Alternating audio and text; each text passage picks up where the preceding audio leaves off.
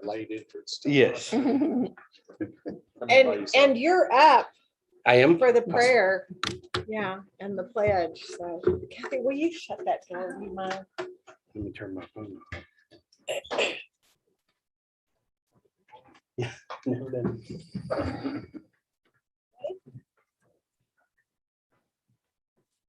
I pledge allegiance to the flag of the United States of America and to the republic for which it stands, one nation, under God, indivisible, with liberty and justice for all. Honor the Texas flag. I pledge allegiance to thee, Texas, one state, under God, one and indivisible. God, we come to you today. We thank you for all that you've done, everything that you continue to do. Lord, we lift up all of our first responders, those who are doing what they can to help this nation be what you called it to be, God. Lord, I lift up all of Hutchinson County. I ask you, as we make decisions today, let them be the decisions that you would have to better our people as we serve and we care and we love for one another. In Jesus' mighty name, amen. Amen. Thank you.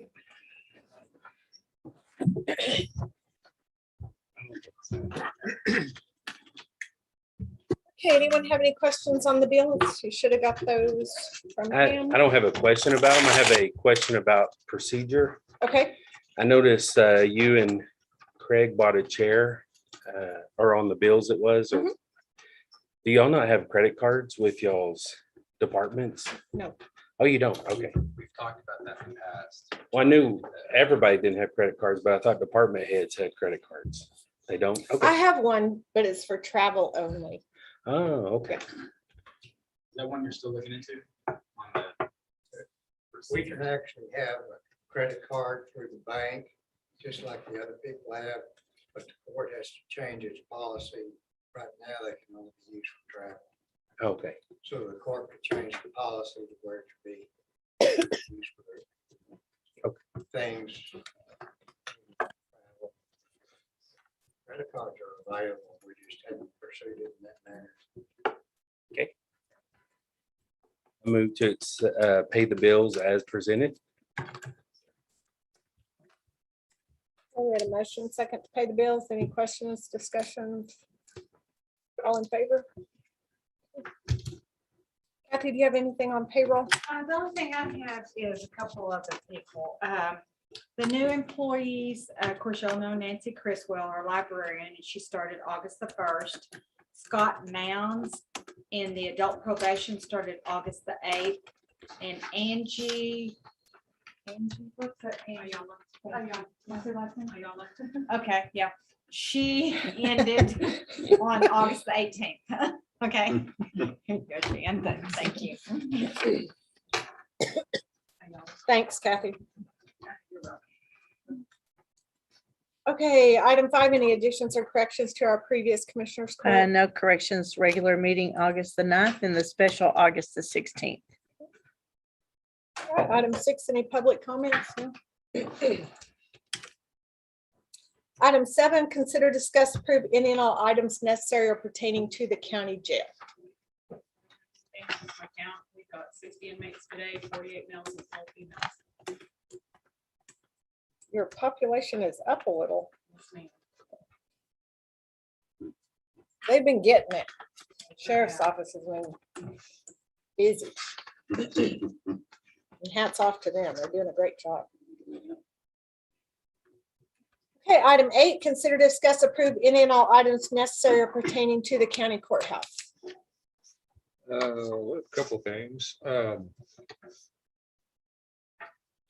The project we've had going on up here with train and all the redo work, I think it's complete and are pretty much complete. So we're trying to get that closed out. As soon as we hear back from them, we'll see where we end up. Okay. The roof on the courthouse been working on, and insurance has only agreed to pay $14,262.95 because the roof is, well, it's not the greatest quality. I did get with Bob Crawford. He's did a lot of work for the county and he's got a pretty good track record, and I did come look at it and we discussed it. Of course, we haven't got bids on it yet, but if we do a Band-Aid on it, just recoat it, it's probably a couple years, we'd be doing the same thing all over. It needs to be stripped off and leveled, and get it where to drain and fix it right. But the problem with that is, I'm just guesstimating what it's cost in the past. And the jail was done, Coker had the jail done in 2019, and that cost $66,000 to do that. So I'm sure the courthouse, you're looking at $80,000, $90,000 to do it. And that's a complete redo. That's Strip just it all off. strip it, level it, get the drains where they were, to fix it like it should be fixed. To just go in and recoat it, yes, it would seal it, but it's not gonna fix it. So need everybody's input here. How do we want to bid this? How do we want to do it? So what the inspector did not, they didn't total it out, that's why they only got 50 out. They just recommended a recoat, not total. And so we talked to them a number of times, and that's all they're willing to put on it. It was put on there in 2017, so we have appreciation on it. And A recoat.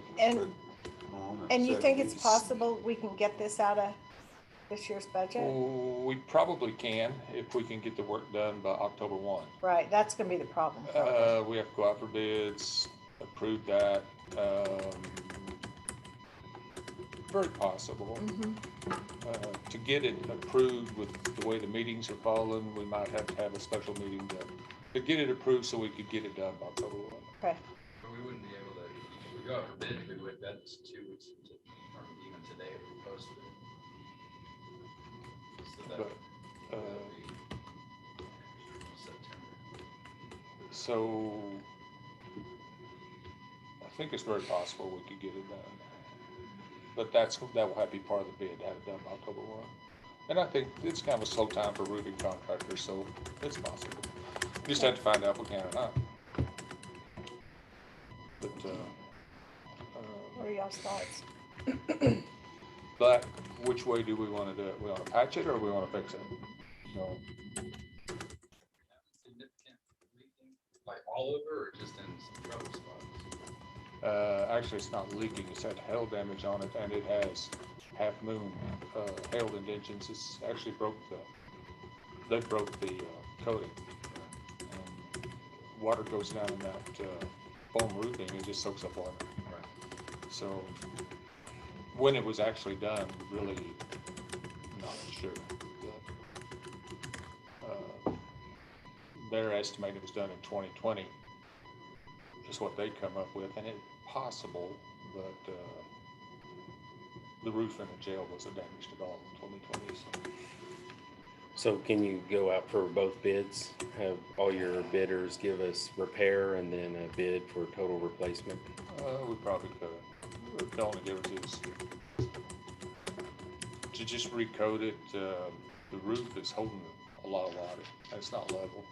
So you want to replace it? I would prefer That's what I'm to leaning to. replace it, Okay. But this will cost a lot more money. I would prefer to So replace it. we really fix it don't more know like the until jail we was know fixed. what the bids are. The jail is a good roof, Yeah. but a different contractor did it.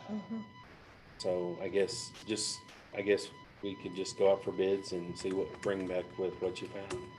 If it's over 80 then, or over 50, we'll have Well, if something we to do. can't get it done by October the 1st, a complete redo, then we can go ahead and put a patch on it. Right? Yeah, because that's gonna. What's it gonna cost for over the insurance?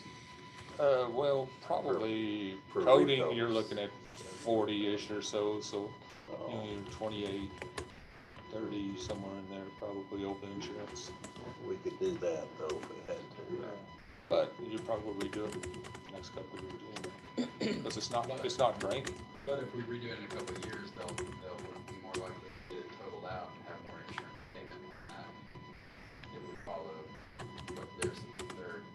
45 we have to do. I mean, if we repair, if we totally scarred it down and redid it every time the membrane broke, I mean, we'd probably do it every 4 years. But this is, it's already been recoded. This is Well, not we the have first same thing. type of roof at the library. And every time the hail hits, it'll kind of indent that foam. And we just did, and there was 45,000 to do the museum.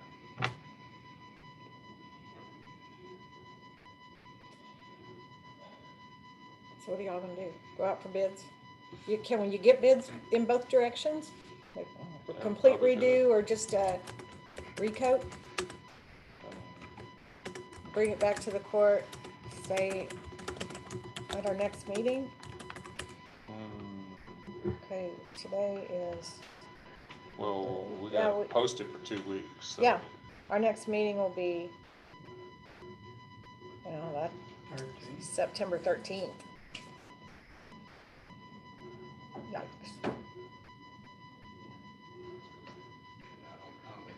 I don't think we'll get it done. I don't think, that's not think? gonna leave us a lot of, We could actually have a special meeting a few days before that.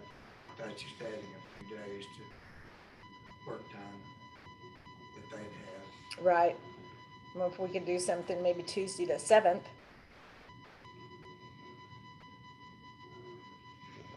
Day after Labor Day. Okay, yep. It's up to you. Get the bid package ready and get that to Mark. I can work with That- them and get that done. Okay. I may It would need have to go out more like now. detail. Yeah, like get it out today. Okay. I can work on that later today. The paper won't be able to publish it for fair trade. We can put it on our website. Yeah. Okay. Anything else in the courthouse? No, I think that's all I have. Okay. All right, item 9 is a discussion with Jesse Sheffield, who's the vice chair of the Hutchinson County Hospital District, and Don Bates, who's the CEO of Golden Plains. They're both here today, and if y'all want to just come on up. Stand, yeah. No. You weren't sitting 6 foot Social apart. distance, yeah. Okay, we thank you all for your time and your effort. Do y'all know Jesse and Don? Does everybody know? Okay. Thanks. Sometimes that's not good. Anyway, I always remember that when I was appointed to the hospital district back in 2010, that they wanted a quarterly report. So I'd come in and talk to the commissioners. Well, I don't think we've done that lately. But we, of course, our COVID numbers in our county continue to rise. We continue having trouble. And Don and his group is just working extremely hard to do what they need to do. We wanted to give you all an update as far as what's going on. Just to give you a high level part, we did have a 10-year contract with Critical Access Hospitals LLC, and they are the people who run the hospital for us. We as a board, none of us are medical people at all, so we need someone to run the hospital for us. So that contract expires in September, or actually October 1. We just renewed a new contract. It's a 6-year deal. It's 3 years with a 1 year after that as we see what goes on. So the hospital will continue to run as long as we have people to run, and that's what we want to talk to you all about. With the numbers jumping, I believe we're at 114 as of yesterday. So the numbers continue to climb, and we understand that because this is the second wave. We know what's going on. But I just we wanted y'all to know what's sort of going on at the hospital, because it could affect the whole county if things continue to go the way that they're going. As you know, our enabling legislation that was passed on July the 7th of 1989 set our tax cap at 10 cents. So even though our effective rate was 10.4 and our voter approval rate was 11.2, we can only go to 10 cents. So with that 0.4 cents, we're actually losing about $500,000 of revenue this year that we had from last year. So the Financial and Planning Commission or committee with the hospital district we'll start talking on Wednesday to go out, because the only way we can raise that 10 cents is to go for a vote. Well, we know what happens when you go to a vote for taxes in the county, but that's something we've got to do, because that's just money that's coming out. We do get a lot of money from tax revenue, about $2.8 million a year, which is a lot when you think some folks like Moore County, their tax rate's around 55 cents to ours is 10 cents. Well, they don't have the the taxable revenue like what we have here. So I mean, that's a good thing, but it limits what we can do. And Don's going to talk about that, because when you think, when you have 4 or 5 of your nurses off due to COVID, then that limits what we can bring in and what we can do. So we bring them into the ER, then we have to ship them off. And thing about shipping them off is it goes under uncompensated care. So although they're not in our hospital, that revenue we're not getting back. If they go to Amarillo or Liberal or someplace like that, then all that revenue, even though it goes there, we still get charged for that because they're a county resident. So when you think our uncompensated care is roughly $9 million a year, and we only draw in 2.8, so you sort of see where we have a little imbalance there. So we're working on that. But Don's got the numbers. I'm a numbers guy, but he lives it daily day. And then he calls me and says, "Hey, Jesse, what do you have?" So Don, You give him the good and the bad. I'll give you the ugly. Where do you start with COVID? Once we thought we were around the curve and everything was looking good and getting back to normal, we have the Delta variant, the third wave. The third wave has already surpassed the first, and it's getting close to reaching what we were seeing in December. We've got hospitals throughout the state on a daily basis. I don't know if you're familiar with the Texas Organization of Rural and Community Hospitals, TORCH. It's in Austin. They have a listserv, and every day hospitals are begging for help to send their patients somewhere because they can't find beds. And you think, well, how is that? You've got 25 beds in a critical access hospital. It's not necessarily the beds, it's the staff to care for them. When COVID hit in the last wave, so many of the nurses burned out. They got tired of holding hands and watching people die. They left the industry altogether. We already had a nursing shortage. Now it's even worse. And then you had a certain element of those nurses that thought, these traveling nurses are making $95 an hour. I can make $95 an hour. And they started following the money. Well, back then I was having heartburn over $95 an hour. Now it's $130 an hour if you call to get a traveling nurse, if you can find them. So what's happening is even the big hospitals are having to divert because they may have 400 beds, but they only have enough nurses to care for 200 patients safely. So you've got VSA Northwest on divert. I had Coventry and Lubbock call us 2 weekends ago asking us to take a surgical transfer because we have a surgeon here and we were able to take it. I'm going, when does this ever happen that the big boys ask the little guys for help? We have 4 patients in hospital right now that are COVID positive. 2 of them shouldn't be in our hospital. They need to be in a higher level facility. We're trying to find beds. And you were generous in saying Liberal, Kansas. We ship people to Kansas City, Albuquerque, Phoenix, El Paso, but now it's gotten bad again. So we're having a struggle there. Just for record, July 7th, we had in the state of Texas, 1.3 thousand new confirmed cases daily. Last week, now it's up to 20.1 thousand per day. And for probable cases back to July 7th, 509 a day. That's for the state. And as of 8/18, 5,000 per day. So it's the numbers are just growing and growing and growing. The other thing that we're seeing is supply chain breakdown because you've got so many people that, I'm going to try to be politically correct about this, that were getting the stimulus checks because they couldn't go to the restaurants and to the places to work. Many people decided that that stimulus check put more money in their bank than the paycheck, and they're not going back to work. So you can't find drivers, you can't find clerks, you can't find housekeepers, you can't find dietary staff. So the supply chain is broke down. And you were talking about the project, and we put in for a negative pressure room in the hospital for a labor and delivery unit back in December. It's not done yet. I mean, we're down to the last piece of it, but we've had major issues with supply chain. But I share all that with you. I'll give you one more piece of information.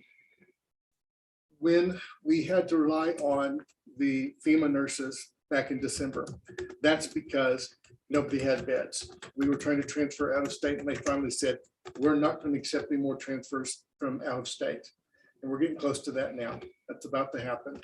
So now we have to rely on one another to transfer from hospital to hospital. We had 44 FEMA nurses, RNs, come in from the whole second wave.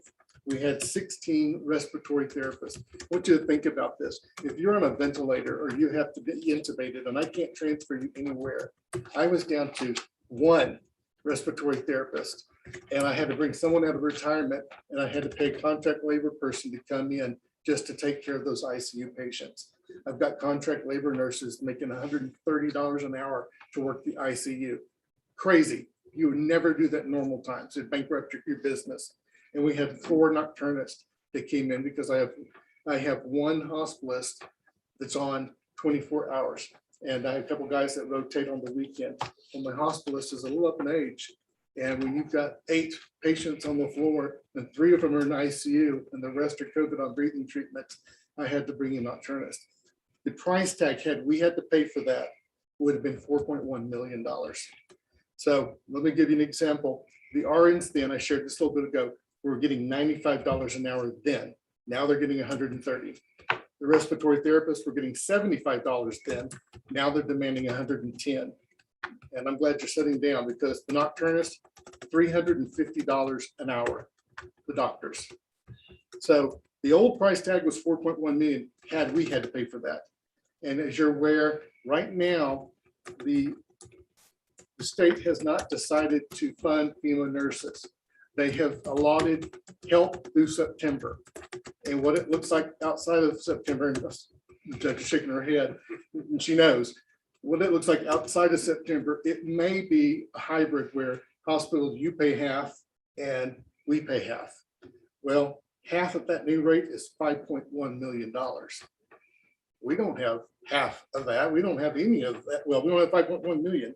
So that's at the end of September. And with the tax cap, I just want to put this on your radar. You know, we do have the American Rescue Act plan funds. We may need help because I don't want to be in a situation, and many hospitals have been in a situation, is you get events, you don't get events. You get admitted, you go home. And we shouldn't have to make that decision. We're going to care for anybody and everybody we possibly can until, you know, my nurses are worn down. I've had to incentivize them just to keep them going. Matter of fact, this is so pivotal to my concern, my interest is my dissertation is on this issue. That's how big of a problem this is. So again, I don't want it to be all negative. We do have some great doctors. We have some community forums, and we're going to be beefing up our Facebook presence and social media. We pray to the Lord that we don't have to stop doing surgeries again. The governor did kind of hint that he wanted hospitals to consider volunteering not doing cases. And right now we're doing minimal because we stopped doing those cases. I can't pay the payroll.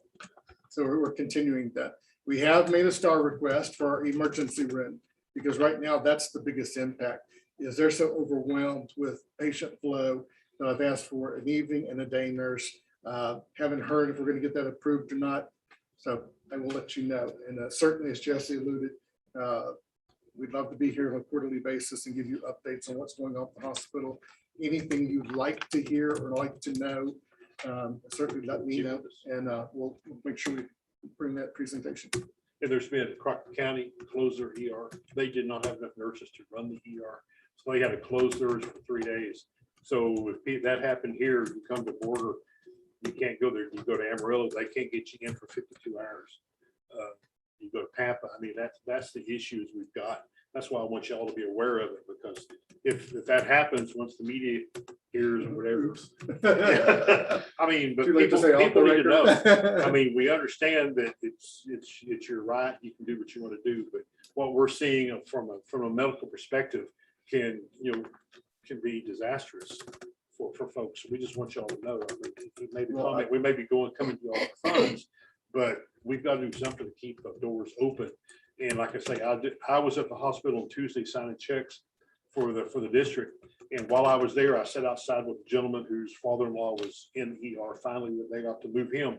But I was there probably 70 minutes, and 12 different people came in, stopped, and went into the ER to get tested. And so when you think 12 people in 70 minutes, that means that, it's out there. And you feel for it, because I know that Don and his people are doing what they can, but where do you send them? The good thing, if there's a light at the end of the tunnel, the Delta variant itself, it's more contagious, but it's not as deadly. Right. So, but if you start comparing apples and oranges, when you were, 1 out of every 100 or 2 out of every 100, now when you're quadrupling the amount of positives, obviously the amount of admissions are going to increase. And fortunately, there's been no uptick in mortalities. So that's a positive. And I heard a comment too, and many people don't understand. They think that once they have the vaccine that they're immune. It's just like the flu shot. You get the flu shot, get the booster. It helps you not get as serious of a case. You can still get it. I got my hair cut this last weekend, and the fellow that cut my hair said that he'd had it twice. And I'm going like, and when did you finish your quarantine? Oh, Wednesday, my last quarantine. I'm going, oh dear God in heaven. I've been sitting in here now. I've been exposed, but he finished his quarantine. Thank you for your Yeah, thank you. time. I Question? really appreciate it. We'll try to keep on more. I know y'all are aware of it, but yeah, to me, I always think it's best to hear it face to face.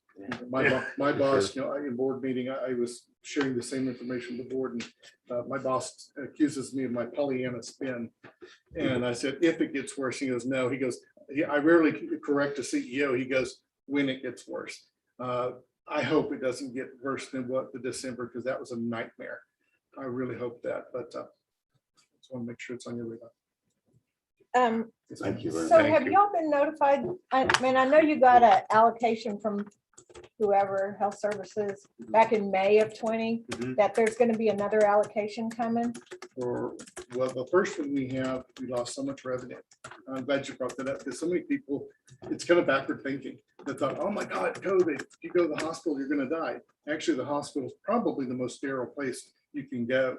We lost a lot of clinic visits. We lost all of our surgery visits for months. So there is another, but there's not a lot of documentation on the repayment if you can keep it. So we're looking at that. We're having our attorneys and our accountants look at that, because God forbid we get anything, we spend it, and then we have to And then you repay have it to pay back. it back. Yeah. There's many hospitals building new buildings and doing all this stuff. And it's like, by the way, you have to pay that back. You know that, right? And they don't. There's so many different funds. I'm proud to say that when we got our PPP loan, we did not furlough any employees. We didn't lose any positions. Now, BSA, they got all these FEMA nurses, free labor, furloughed their nurses. And that further complicates the nursing shortage we're having in the region, because all those nurses we were loyal to you and you furloughed us. And now they can't find help. And they've been cherry picking nurses from neighboring communities. So it makes our situation even more dire. The other part of that, if the nurses know that the travel nurses make $135 an hour, Yeah, how come you're not paying me $135? right. So, I mean, that's the My thing, but it's free, like, my free a lot lunch of and the- massage chairs doesn't go very far. yeah, a lot of the furloughed nurses said, fine, if you furloughed me, I'm not coming back. And they're, like I said, they're gone. And that's a hard deal. I mean, RNEC is doing a great job. It was voted one of the top 10 nursing programs, which is at Franklin College of the state. That's good, but it takes us 2 years to get them out of the rotation. So, I mean, it's working that way, but and unfortunately, school did start in Borger today, and I hate to be ugly and all that, but now that school started, we're not seeing a lot of children in our hospital with COVID, but RSV's kicked up. We've got COVID coming up. I mean, we may be seeing some of that. Right. I hope it doesn't happen, but whenever you've got 16 beds in Amarillo for pediatrics and only 4 are available because you don't have nurses, then that's the issue we're looking at. But we don't, I would hate to hear Don call me and say, we've got to close the ER, because we've got to have that here. So, and I know you've got got a lot on your agenda. I've got a radiology team that's bare bones. I lose one radiology tech, one lab tech. It causes delays or diversion, but I have to be able to diagnose. Yeah, we just want y'all to be aware. Okay. I know you are, We appreciate but y'all. sometimes if you see it, like I said, here face to face. We appreciate y'all. Thank you. Thank you. Appreciate y'all coming It's up. been blowing up. I hope it's not kids getting. Right. Thank you. Thank you. Especially since he's got 3 newborns. Call me. Okay, item 10 is public hearing to consider here and or approve any and all persons concerning the county clerk's records management and archive plans. Anybody want to talk about that out there?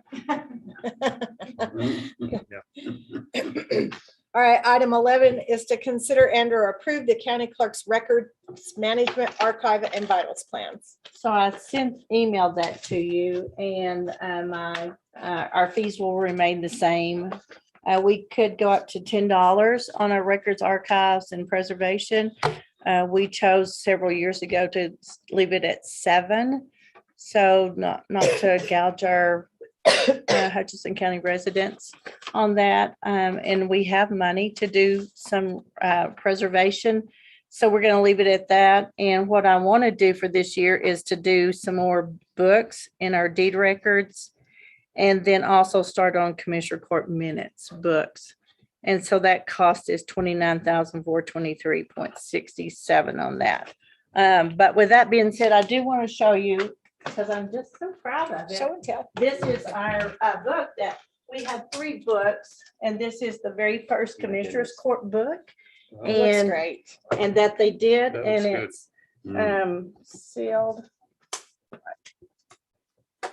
And so every page is like, and like, we That's- use that's this a nice. lot. Like last week I was in it, a lady wanted something, information, Oh, and we're those in are it like looking at it. handwritten So, records. right. So I did volume 1 and volume 2. And so it's so cool. That's But we do use these a lot. And so that's just what part of our money went for this past Very year. nice, great. very Yeah, nice. so it's really heavy. So, And that's what Robin's gonna be doing too, Uh-huh. right? With Mhm. her, yeah, good. Thanks for showing us that. It's nice. Anything else on that? No. agenda item? Just need approval to, for our plan and motion? to proceed with that. Second. Okay, motion and second. Any further discussion? All in favor? Thank you. Item 12 is to consider and or approve the Republican precinct judges and alternate judges for 21 through 23. So I also sent this to you. This is from Mary Kay Phelan, our Republican chair, and she got the judges and alternates. So I need approval for that. They do 2-year terms. I'll make a motion. We approve all of the judges. Motion and second. Any further discussion? All in favor? I don't know, I saw on Facebook that the Democrat chair resigned. So what do we do? Robert Bell? Yeah, Oh, I did not know I saw that. him put it on Facebook. so. Oh, Oh, it'd be nice for you to know. yeah. No. Who was the Democratic chair? Robert Bell. Oh, So. So I was but just we already curious. approved that. Right, I he remember got that's us what some made me names, look so. like, uh-huh. Look at it, do we have to reapprove the next? Well, person? they're gonna have to run this year, Oh, so the okay. Democratic Party will get someone to be a Take over. chair. I was So, just curious. I didn't know how. yeah, that they'll worked be out. on the ballot in this 22. Okay. So thank you. someone will. Let's hope. This term or? He's done immediately, whoever. Well, that's good. Hmm. Yeah, and really, we have constitutional, so the party chair doesn't have really anything to do on constitutional, so. Cool. So we're Hmm. good. Yeah, just get But we some, still don't know anything about, no filing period yeah. or election dates, no, Mhm. nothing, Okay. unless you did. No. I don't. Okay. I haven't read it on We read it Facebook on yet. Facebook. Okay. Our wealth of information. All right, item 13 is to consider and or approve bond for Nancy Criswell. You know, she's our new library director in the amount of $10,000. I'll second. Oh, Motion and second. Any further discussion on that? All in favor? All right, item 15 is to consider and or approve update to the policy manual to include paid quarantine leave. Did I miss one? I'm sorry, I did. Item 14 is to consider and or approve the 2022 sheriff's and constable fees. They are not changing any of their fees. They did request a couple of things be removed from their schedule because we looked through a number of counties and none of them list their open records. They just list their like citations, subpoenas, probate postings, writs, just those standard fees that are listed pretty much on everybody's. So they just requested to take off the open records request research and other open records request information. Just, So will those be free? no, there'll be a fee for them, but I think, Craig, are you all still working on that schedule? I give them a written opinion on what they are. So do we, Get them more in line with what they're supposed to be. I think they were a little, so could we just do it all in one big old swoop? Or yes. do we need to make a decision partly today and No, decision partly I tomorrow? think the fees that they've submitted, there are no changes Oh, on their okay. sheriff's fees other than just removing that information off of the website. And Which, I'll add, those other expenses are not even subject to approval by y'all. It's under state law. Oh, okay. Public Information Act. Yeah. So it's already qualified. Okay. so the fees like the citations and the writs and the subpoenas, that we have some leeway to set those fees for service. But they're not changing the status of those. Okay. And the public record on the, that should be like more along the AG website. Make a motion to approve the fees as presented. Or we remove the fees, right? Yeah, with just those two, that's that information. And it's basically just add-on information that they typed in. Okay. So I have a motion and second. Any further discussion? I have a question though, Yes. because I have to submit them. Yes, So I'm just removing, like when you look at the, I have this. okay, so you have highlighted what I need to Mhm. remove. Okay, because I want to make sure Well, that I do Stephanie that sent this to me. correct. Yeah. Okay, Yeah, so I'll give Okay. you that. okay, perfect. Thank you. All right, any further discussion or questions? All in favor? Okay. All right, now item 15, consider and/or approve update to the policy manual to include paid quarantine leave for firefighters, peace officers, detention officers, and emergency medical technicians. I think this is now required by law, right? Started June the 15th. And I emailed you all that information so y'all could read that. Yeah.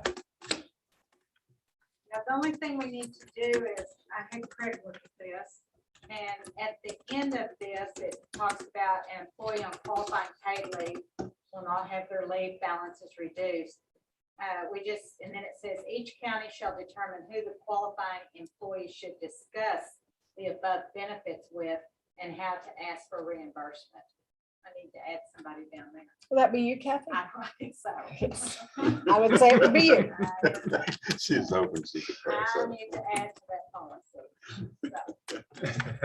Is everyone in agreement with Kathy there? And then what we'll do is, after I get this typed up, we'll include it in our policy manual, and then we'll send this to all the employees to put into their policy. Okay. We'll start passing it out. Yes. I might have overlooked it. Does it have an expiration date or is this gonna be I think it's on? forever. They voted this into law, so, Correct? Well, I mean, it's that's yeah. Yeah. just subject to repeal, so until it's repealed. Yeah. And it really doesn't even say, if it's like if they're, I guess you go by the doctor on how the quarantine lasts and all the sickness and all that. I looked at that. Every day it changes. Yeah, because it's, There's a lot of gray area. if I read it, it wasn't just for COVID, it's for anything, Any contagious. any contagious stuff. So, So I don't know who determines. And the bill, they just pass the bill. That's about right.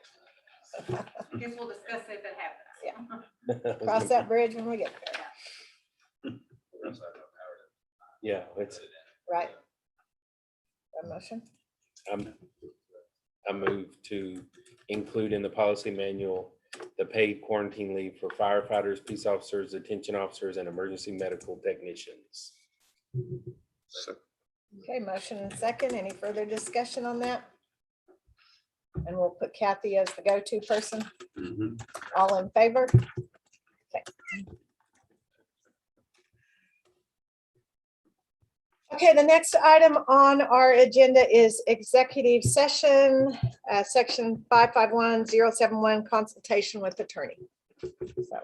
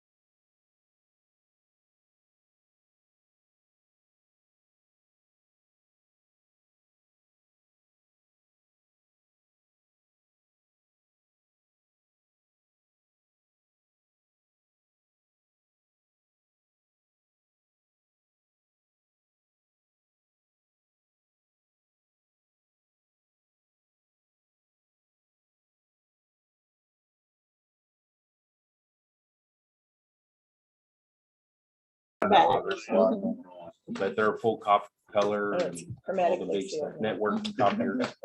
Okay. Yeah. Well, if you need it, it's just sitting in the administration office, Okay, I'll put that.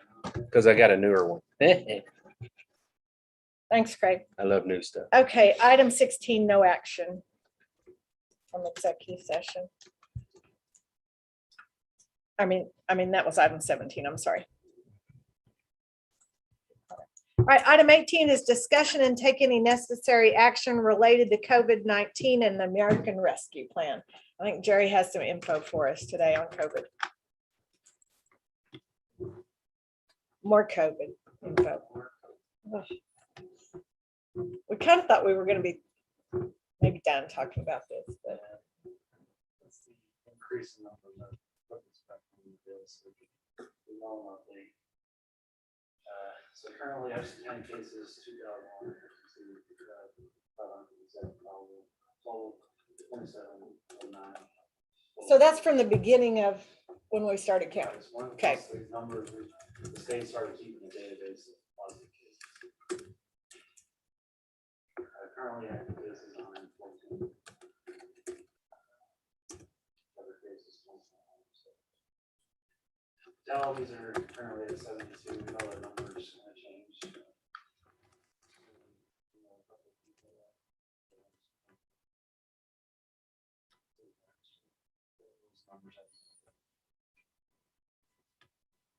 This is 28. The last time I did this type of presentation, I wanted to kind of show you the numbers between new cases, 261. These are state numbers. And today, 11,444 with 66 fatality. And that's on the weekend, so these numbers are actually quite a bit lower. Look back in August 14th, there's really reported cases per day, 21,900. Because they're not reporting on the weekends, right? It's harder to get the. Mhm. It's a. You get more valid numbers like on Tuesday. Right, and everything's small. The weekend is a lot less. This is June 28th as well. We were running the 1,430 mark. ICU beds availability and all that. So this is in the state. 13,106 patients in COVID patients in hospitals. In the entire state, there are 72 ICU. June 28th, look at the positivity rate of 3.9%.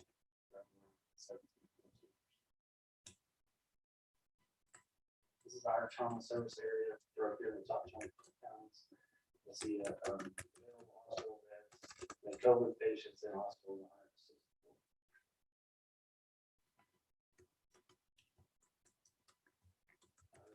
This is Northwest Texas. As you can see the COVID positivity for the hospitalization. That's utilization. They are kind of like what Don was saying, they are on the divert right now. We're actually they're flying quite a ways away from us. They said Albuquerque. They flew somebody to Idaho or something the other day. It was they're all over the place. Transfers. June 28th, our hospitalization rate was 1.97%. And how long have we been over 15? Last 4 days.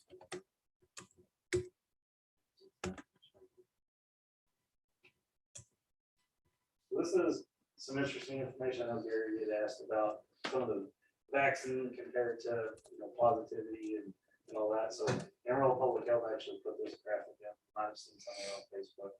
But this actually kind of breaks it down for currently hospitalized in BSA, Northwest Texas, 127, with 9.4% of those vaccinated, 9.6% unvaccinated.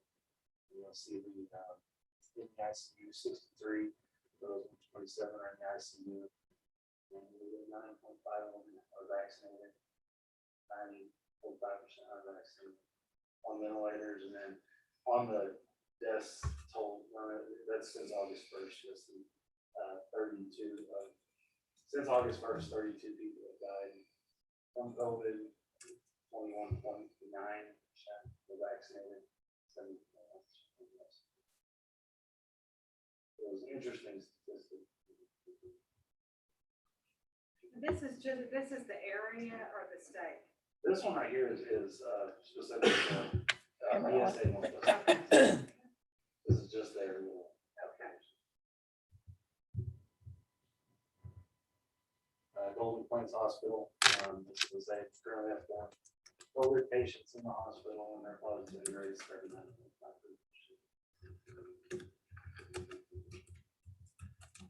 Vaccine report, we're at 11,902 doses administered, which since the 20th of June, that we're up there. Both doses or just one? That's at least one. At least one. Okay. Vaccine availability, we still have abundant supply of vaccine if you want to get one. Pfizer and their own these locations, so it's still out there. We can get it whenever you want, you can get it. Some of the questions here recently are the boosters. I know that we've been in discussion with some of our pharmacy people, and they're already looking at possible boosters for a vulnerable communities and whatnot. So they haven't really, the pharmacies at least haven't really put a lot out on what they're going to offer, but the government pretty much said, well, here's what we'll approve under the EUA. So it's all on you to get it out to people. So kind of test this now, and they're pretty much put it all in place. But is the booster available right now? I heard it was available in Amarillo. It is available. You can go and talk to the pharmacist, your pharmacist, your pharmacy that offers vaccine. You meet their criteria for that booster. Okay. Under the EUA. Okay. It's all up to them. Oh, well, do you think in the near future, like because I just heard on the news the other night, they said by, I don't know, the middle or so of September, they thought all Americans would be able to get a booster. It wouldn't be down to certain criteria. Meeting I had criteria. a friend that got it last week, but she met that criteria. And they have talked about by the end of September, if you're wanting a booster, you could get that for all groups that are already qualified for the vaccine. You know, and it's over 12 Pfizer and over. And then that booster, like I had my last one in February. Do I need to wait that 8 months they're talking about? That's what they're talking about is an 8 month in between your second dose and then Your booster. Like I said, right now, that's what it's in the EUA. In the EUA, they're actually giving vulnerable communities anything over 28 days. So once you get the booster. Oh, really? But for the 8 month period, when they open it up, they're looking at 8 months between the last dose and the booster. But like I said, they're putting it all on the distributor and the pharmacies. So they're the ones that will make that. We'll be able to say, yeah, give it to you. No, it's like.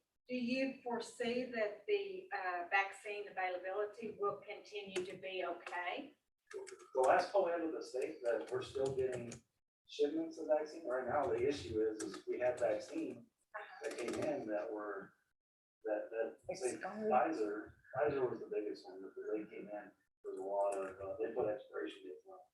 So legally, whenever the pharmacy had that vaccine and it hit that expiration date, they had to ship it back or just dispose of it. That was our biggest problem. We had so much vaccine, we're having to get rid of it.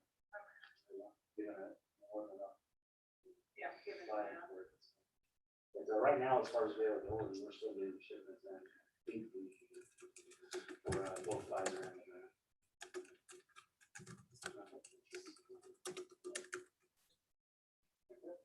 Okay. Thank you. So anybody else have anything on any of that? The rescue plan reports due the 31st. So Kathy's working on that. Y'all got the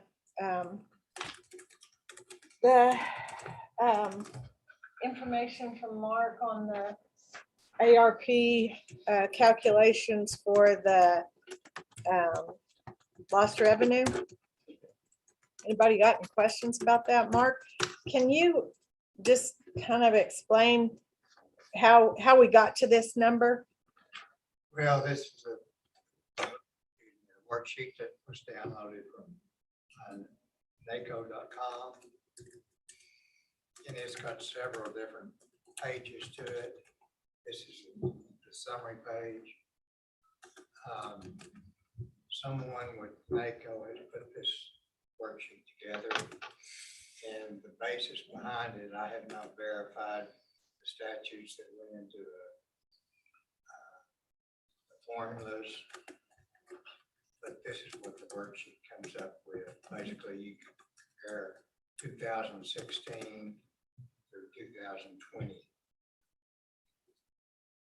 And the worksheet calculates all that. And that's the So answer that you have a printout of all those worksheets and all that. Could I get a copy of that? Like not just the summary page, but the worksheets. Yeah, they're Excel sheets. Yeah, can I get a copy of that? My one question, are we able to calculate the fiscal year for 15 months instead of 12? I calculated that. That's part of the calculation. Is that what they told you to do? Use 15 That's what months? the worksheet says to do. I just followed the directions that were in the worksheet. Okay. Anybody got any questions for Mark on that? Yeah, it's a lot. So are you thinking, Mark, are you going to do another calculation? Or are we using this figure? I don't have anything else. I filled in the worksheet that was available. I don't have anything else available. Well, okay, just kind of explain to me, is the 15 months because all the treasurers I've talked to so far, they used a 12 month. Did you use the 15 because of the way our fiscal year is? That's, the worksheet calculated that. I didn't calculate that. Okay. It's like I said. You put in the dates it asked for, and that's the calculation it gives you. Okay. And that is how many months there are between those dates. Right. No, I don't know why they're using 12. Yeah, that's the worksheet. I didn't determine that.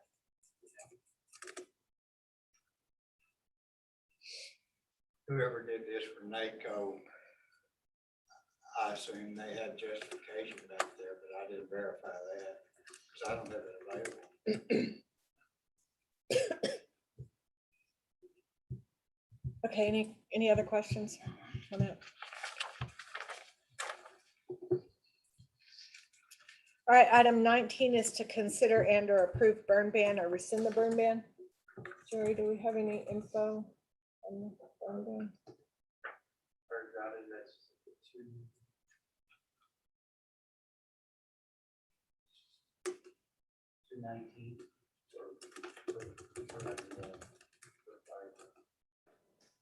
Did we get rain here this weekend?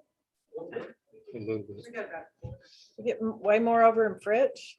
Did you, Dwight? There's a lot more east of that than we got. I know it's flooded in Amarillo.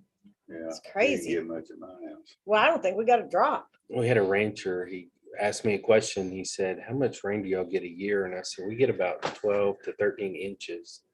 He said, well, that's not very much. I said, you ought to be here the day it all happens. Yeah. True. So true.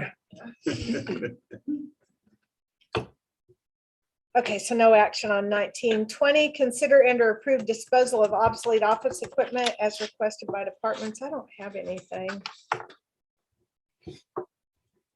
21, accept certificates of completion from elected or appointed. I have one from Chris Prock, submit certificate from the Texas Division of Emergency Management for 3 hours. 22, consider and/or approve requests for the use of the club rooms at the Border Library or Fridge. We have a 3-year-old birthday. Hanging Fridge. And I'll be that 3-year-old. No, I don't have anything in print. 23, consider and/or approve line item changes, transfers, and/or budget amendments. Not this time. 24, consider and/or approve advertising, opening, accepting, or awarding bids. Uh, 25, consider and/or approve donations to Hutchinson County. Anybody? No. 26, accept reports from elected or appointed officials. I have the July report from the library, then the Hutchinson County Child Welfare Board submitted June and July financial reports, and then I have Dwayne Chisholm's. And that's all I have. Here you go. Oh, Well, I did that. Thank you. I have a hard time when I email one more. to remember. I have an extra. Okay, this is the July 2021. And on the second page there, our ending balance on July 31st in our bank accounts was 25,878.51. And our ending balance in our tax pool account was 12,453,170.81. And then our rescue plan was 2,033,510.69. And the tax pool rate is 0.02. it came up like a 0.1, Yep. 0.01. Thank you, Kathy.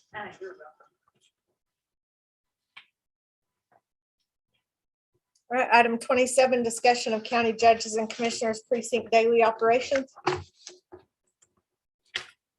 I got to remind me, we're talking about obsolete, I asked this off. The defibrillator patches and stuff, since those cost like $150 for a couple of weeks, when those expire, we need to bring those to the board to vote on the disposal or just throw them away. I think we've just thrown them away. I told her. Yeah. I didn't know. I think we've just thrown them away. I figured we do it. I Yeah. wanna make sure we didn't do anything. They're of zero value to anybody. I'm using the drain on it to shut, like to open and shut. I Oh, want to make sure. Yeah. before we do them, or we could use that.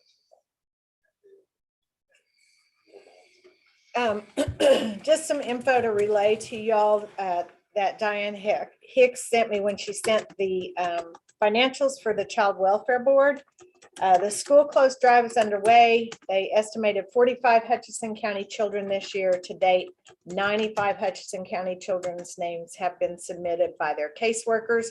During the month of August, they shopped for 9 children and reimbursed 1 caregiver for a child, totaling $2,885.98.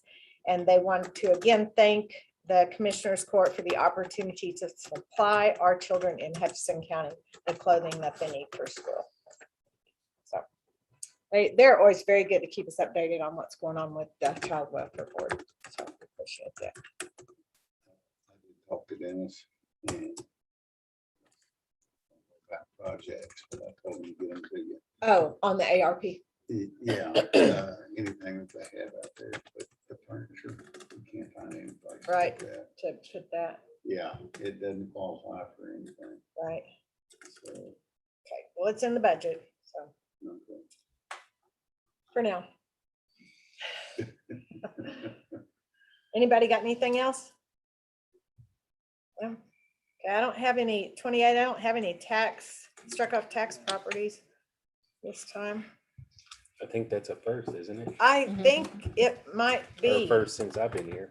right? Okay, 29 is a public hearing on our proposed tax rate. Andy, you got any comments? Y'all, the whole crew out there.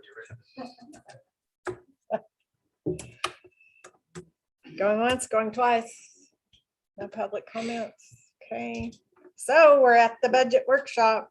Did you get some of those things? got a printed? few. I didn't get Yeah, very Kathy, I didn't give Kathy much time Yeah, I didn't get very many. because I was having a dilemma. over Here it is Odyssey. on.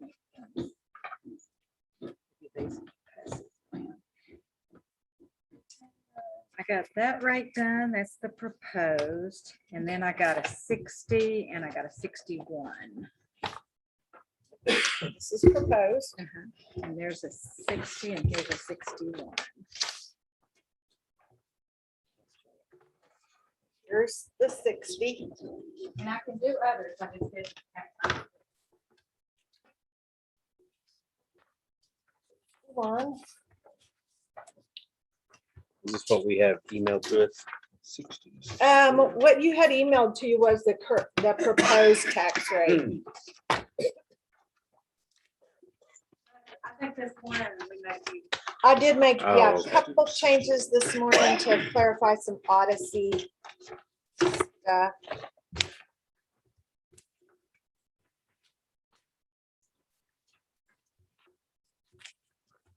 So a tax rate of 61 leaves us a deficit of 175,591. Is that correct?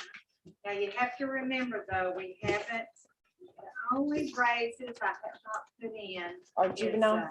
Juvenile, county and state, which state wouldn't affect us anyway because it's a wash. But I haven't put the juvenile county in because Jeremy's been out and he's supposed to be back home tomorrow. But they, they're arranged it or something. Right. But I figure it's probably like maybe 10,000. Okay. Yeah.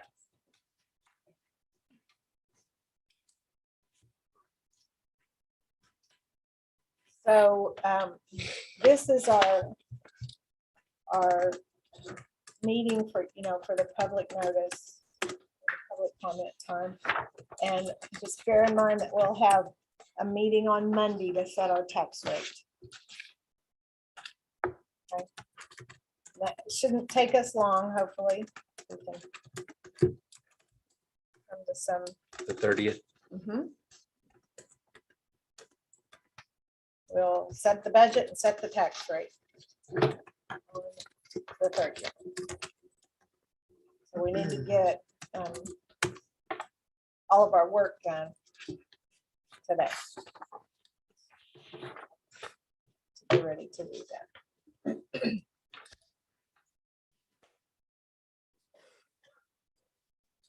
So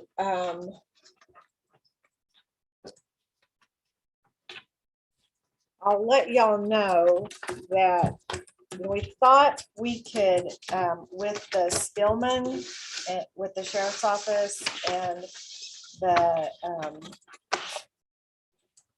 Odyssey, we thought we could probably get off of Odyssey by December and move over to Stillman as their records management system and their database. But because of the conversion process, we're probably going to have to stay on Odyssey for another year just to complete all of the necessary calculations and stuff that Spillman will need to set up in order to be ready to go live with them.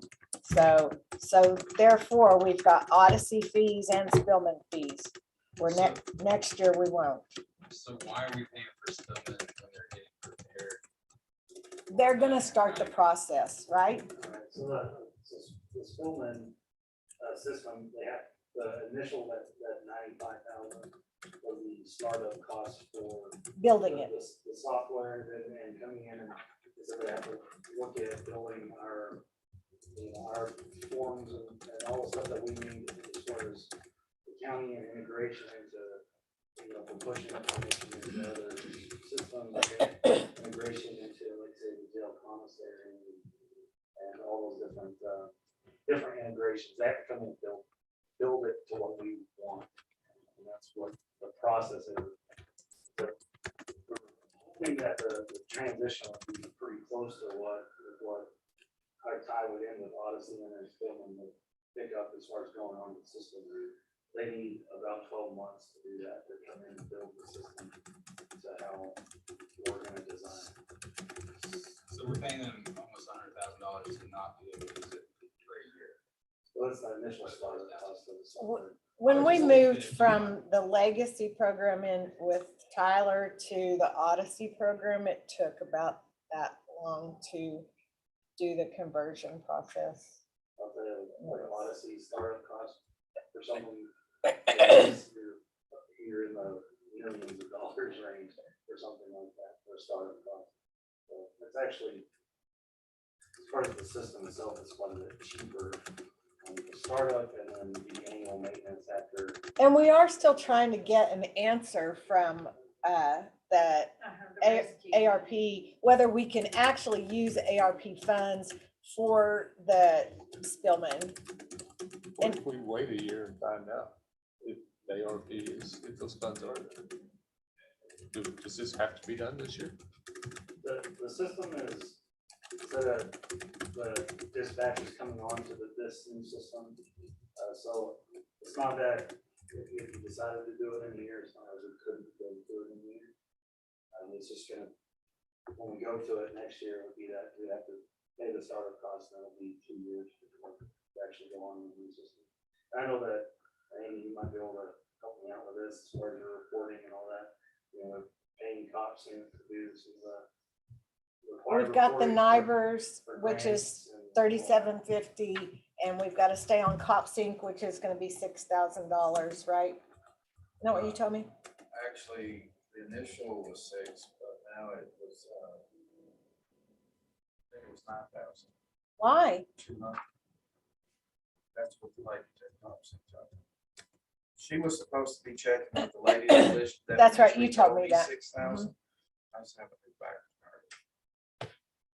So that's just to stay on CopSync so they can provide us with that stuff that Spillman could do it all. Right, that's the biggest benefit of this is we're gonna have that additional platform for communication. We're also going in the county with our jail with all their integrations that they have with all their different companies.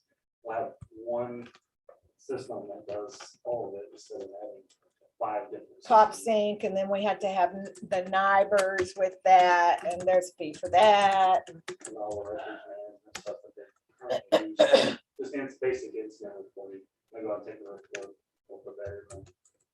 Currently in Odyssey, like if they're gonna submit it to the county attorney's office, they have to pull that information out manually and then take it to the county attorney where they put it into a different system. This is one system where once you get done with the report, you submit it to the county attorney through the system. It's built to integrate everything together. I have I don't know if I want to watch it or not, but I do have a little video clip of Spillman and what it would provide for the county. I mean, it sounds like a benefit, but we just have to decide Yeah, the timeline and a financial. That's the issue with it is. It's gonna be this year. It would be the toughest. No. And then next year we can get rid of Odyssey, which is about 30,000 between the jail and the sheriff. And then CopSync, which is now 9,200, and the NIBRS, which it's 3,750 for each year for 2 years, so $7,500. We can get rid of all that. And then the annual maintenance cost after that, or just filming, for the modules that we have that will do all that, is about $4,400. So you take off that 30,000, the 9,000, all those different amounts. Your annual maintenance at 4,000. Yeah.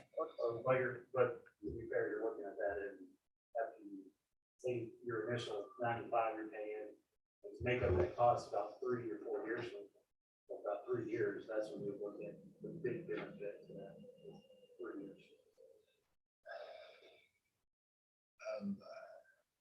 This isn't my specialty by no means, but I'm just not sold. Somebody'd have to explain it to me better. I don't understand all of it yet. Do you want to watch that? You got that video for? I've been, Just give you an idea. because of, I was here when we switched over to Cop Sync, and I remember when all that happened. Train wreck. It's the same, yeah, Mhm. so. Get stuck in a 7-year contract. I'm not there.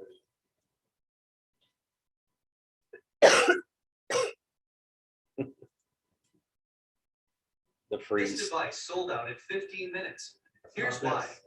This genius college student school. Public safety professionals rely on technology to do their jobs safely and efficiently. Spillman has been a leading provider of reliable public safety software for more than 30 years. Spillman customers benefit from software driven by superior data sharing and multi-jurisdictional capabilities. Complete integration for maximum data accuracy. Intelligence-led policing tools for informed, accurate decisions. And technology backed by reliable customer service. Criminals don't stop at jurisdictional lines, so why should data? Spillman's data sharing capabilities allow agencies to exchange critical public safety information in real time. As a result, agencies have the information they need to track criminals as they move from city to city. Today, approximately 85% of Spillman customers share real-time data in a multi-jurisdictional setting. So everybody's getting real-time information, everything's getting updated instantly across the different jurisdictions that we have within the county. So it really makes for a much more efficient way for us to handle public safety in the county. Spillman's core modules were originally engineered for full integration. Data is stored in one centralized database where it can be accessed in real time. As a result, Spillman customers have the unique advantage of entering data only once, ensuring accuracy and efficiency. The integration of the Spillman system automatically identifies related records and allows users to explore those relationships with industry-leading visual involvement functionality. Personnel can quickly see connections among any related records in the system. This functionality provides responding personnel and investigators with a comprehensive and accurate historical picture, enabling them to make better decisions while doing their jobs. Public safety personnel are used to having to access critical information from multiple programs or toolboxes. The process of opening and logging onto multiple systems is inefficient, time-consuming, and can compromise officer and community safety.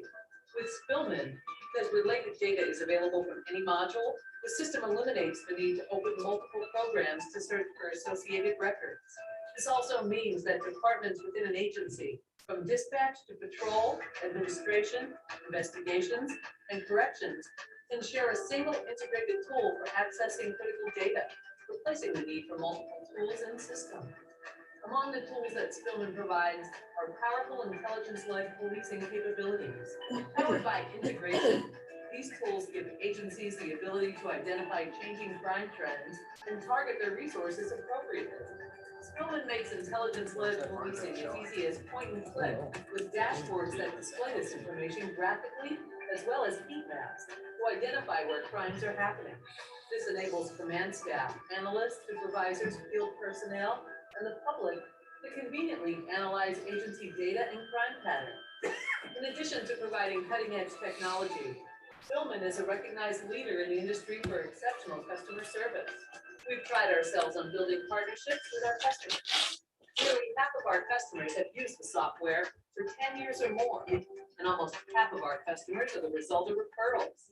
Spillman is dedicated solely to public safety software and has never failed in implementation. Agencies that use Spillman can be confident that they will see a return on their public safety software investment.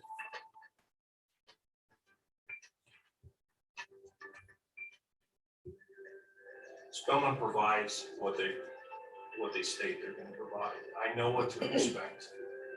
And integrity in a vendor is incredible for me. You know, sometimes integrity weighs more than just cost. Today, Spillman serves more than 1,000 public safety agencies across the nation. To learn more about Spillman software solutions, visit spillman.com. I have a question, Jerry. And one part of that, it said that when they were showing those heat maps, it said, and even the public like, is there a public side of this that the public can access or? There is another module, it's a public information module. Oh, We don't have that on our.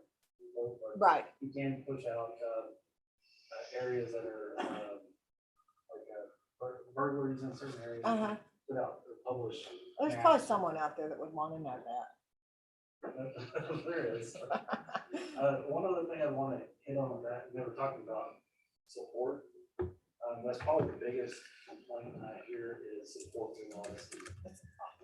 We sat in here with a meeting with Odyssey and Monica over at the jail.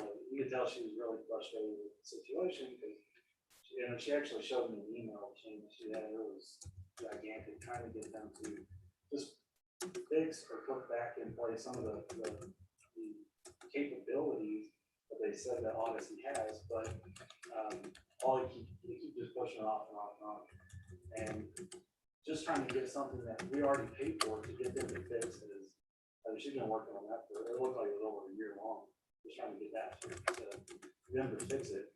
And when we talked to them on the phone and here it was, oh, that's easy, we can get that. Oh, that's an easy fix. We can get that fixed, just after we get off this phone call, check in whether it's still not fixed. And just getting an email back from is very difficult, but the support on Odyssey is very frustrating to try to get them to take care of problems. So, I mean, we basically, I'll go with that, have been working on this issue with the jail and the sheriff's office, with Odyssey, gosh, since spring of last year, and I finally have got a person that will email me back some information, finally. But it's just, you make multiple phone calls, just, I mean, we're stuck with our case manager with Odyssey. And Inco's the same way. It's Tyler Technology. It Inco's is. the same way. Last week and week before, Pam was on the phone constantly with Inco. I was, one day, it shut me off. I could not get in last week. And I got on the phone immediately, called them. Pam called them. The next day, about 3 o'clock, they called me. Oh. But. And that doesn't work because we can't do nothing. I don't want to change software, so. No. But if we have the opportunity to get the sheriff's department and the jail off of this and go to something that's a little more advanced and user friendly for them, then I think we should take advantage of that. So the figures are in this. They are in they're the already budget. We already talked about it. Okay. I made those changes this morning. Okay. So what happens in 3 to 4 years if we're not happy with this one? Like you're talking about $100,000 I think that's normal. I have yet to. I agree, because Yeah. the same sales pitch probably happened then. Yeah. before we're at. Yeah, Then I've, we're hearing now. like I So said, I've sat through so that's many not sales relevant. pitch of Yeah. technology does Are you advance. committed, like, as the EOC, then are you like, what's your long-term vision? I mean, is it gonna be a permanent solution? Well, what I like is that instead of just after talking about the cities. Hutchinson County, I know Sanetta's looking at transitioning to the system. I know Boarders already bought into the system. So having that county-wide communication capability, and even just the basic sharing of the master internet index and stuff like that.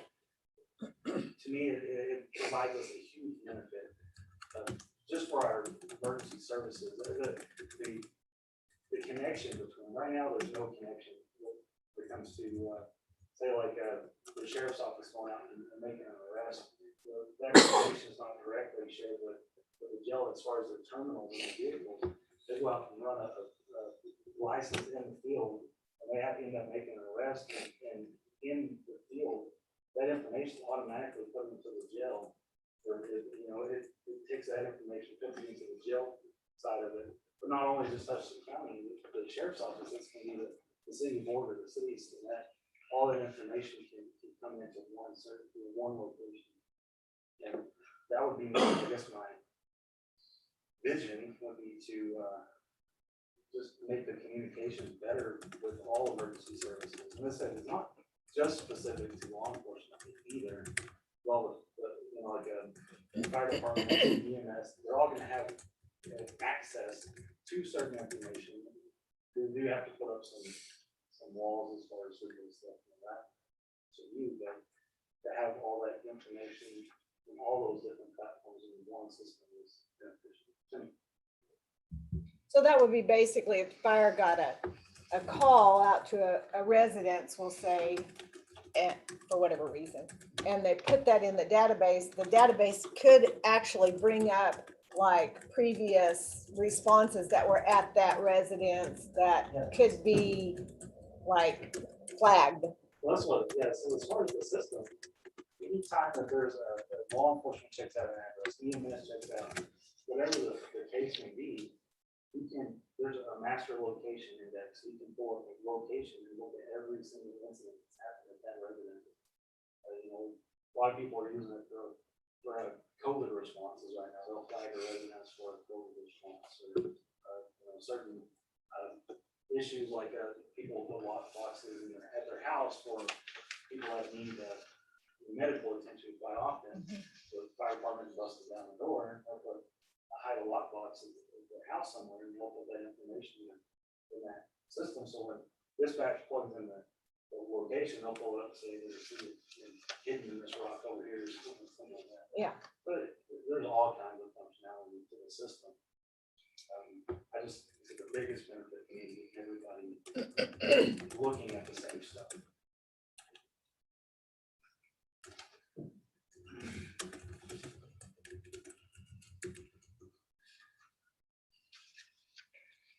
Any other questions?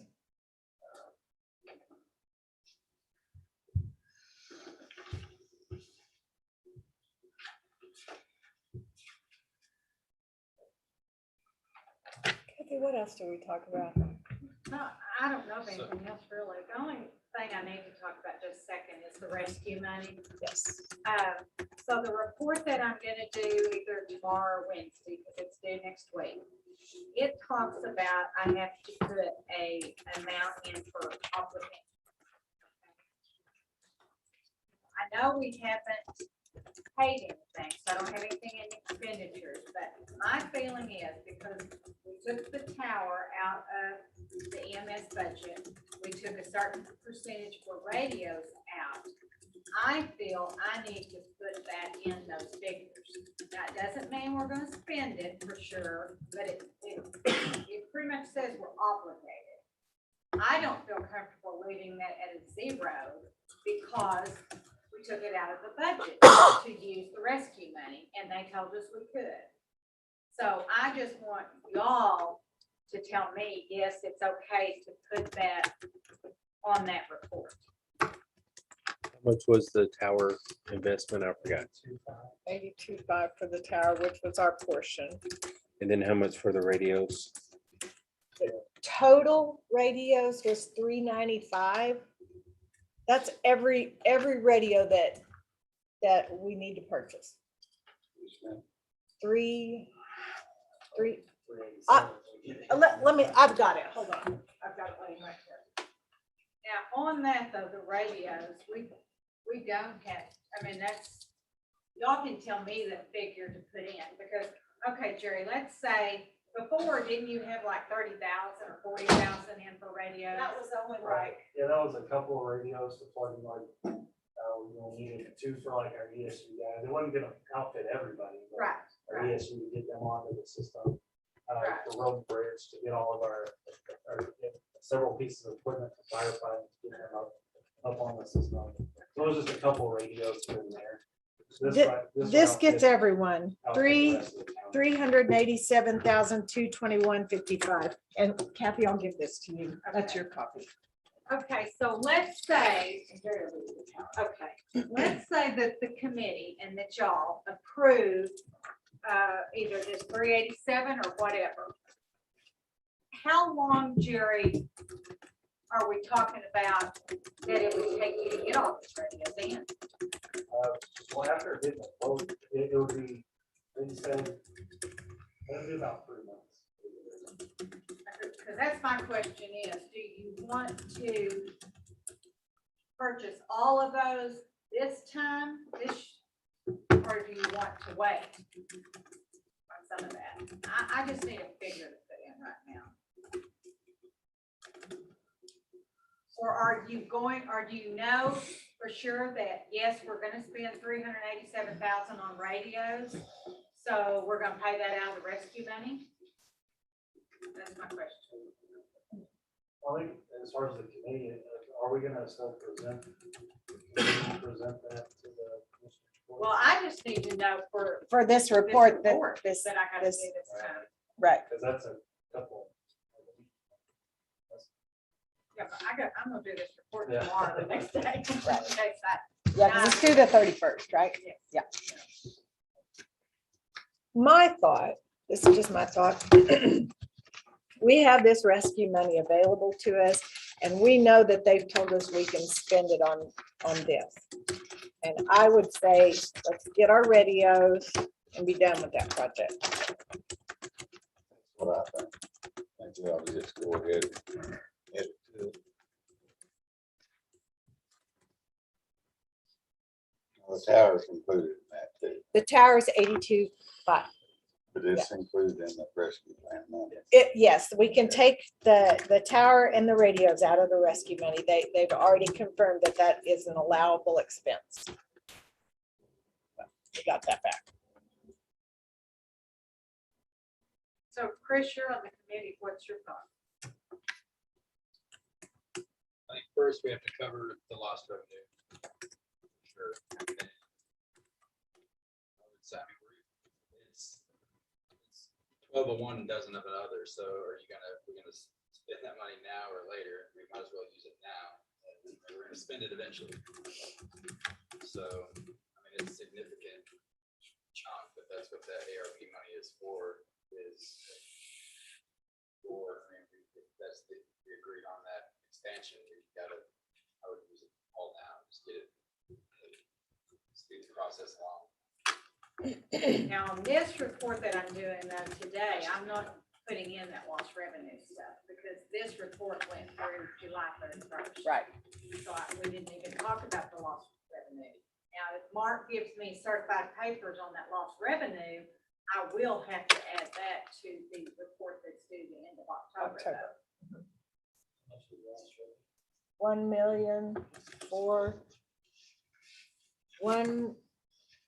1,146,554. It wouldn't matter as far as your auditing side of that. Right. We're over the 750, yes. And we put in the budget for John to do that. Yes, we did. We put a little extra money in I just need to know what. to put on the report. Put on the report that I'm gonna do today.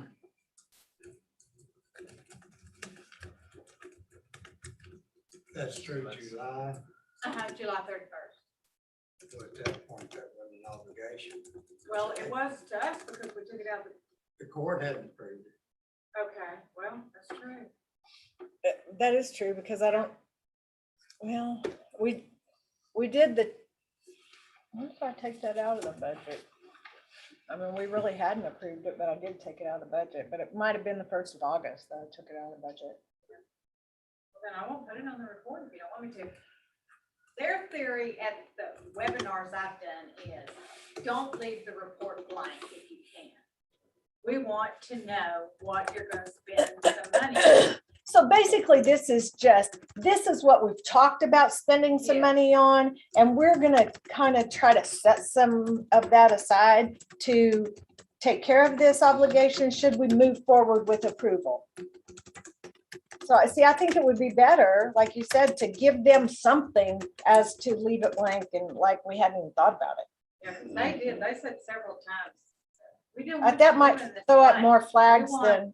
Ideas on what or we want you to say you've obligated it to something. Some Wouldn't that be proposals. the subcommittee's responsibility since it's not really brought to us yet?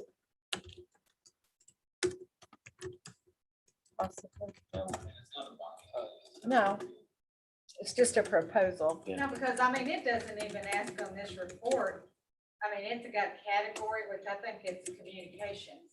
Agree with that, Jerry? And all I'm doing is putting a dollar figure in. I mean, it doesn't ask for anything like towers or radios or anything like that. It's a dollar figure. But then I gotta have backup to that on that October 31st report. Right, and that's, yeah. If we that's what that- extend it. Yes, if we agree to, that's what we're And doing. I take it that the city of Morgan wants their money in October. Yeah, that's what the contract said. Right, at the October 31st is when. Or it says. Oh, they want their payment in October? Right. That's It said right, October okay. 31st. New budget, yeah. But then, Well, that really won't even be on the report it either. also said it can also,